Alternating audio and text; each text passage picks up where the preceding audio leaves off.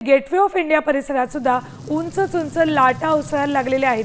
भरतीची वेळ आणि समुद्रात या मोठमोठ्या लाटा उसळत आहेत। मुंबईला आज रेड अलर्ट दिलेला आहे। ही दृश्य आहेत गेटवे ऑफ इंडिया परिसरातील। एरवी या भागामध्ये पर्यटकांची आणि मुंबईकरांचीही प्रचंड गर्दी असते, मात्र आता या भागामध्ये फक्त आणि फक्त उंच लाटा उसळताना दिसतात। ते पाणी थेट रस्त्यावर येताना दिसते।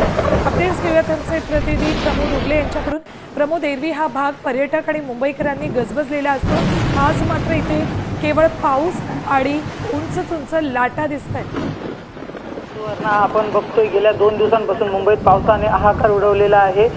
एरवी गेटवे ऑफ इंडिया किंवा ताज हॉटेल समोर जी पर्यटकांची गर्दी असते ती यात पाहायला मिळत नसून संपूर्ण परिसरात जलमय झाला आहे। समुद्राला जी भरती आलेली तिथं पाणी संपूर्णपणे रस्त्यावर फेकले जाते आणि या भागात जे पर्यटक आले होते त्याला आपत्ती व्यवस्थापन किंवा पोलीस दलाकडून सुरक्षित स्थळी हलवण्यात आले आहे आणि पर्यटकांना या ठिकाणावर जायला बंदी सुद्धा घातण्यात आली आहे। ठीक आहे, धन्यवाद प्रमोद संपूर्ण माहितीसाठी। तरी गेटवे ऑफ इंडिया परिसरातली दृश्य अत्यंत बोलकी म्हणावी लागतील, कारण या दृश्यांमधून समुद्राला आलेलं उधाण, भरती, त्याची कल्पना आपल्याला सगळ्यांना येईल।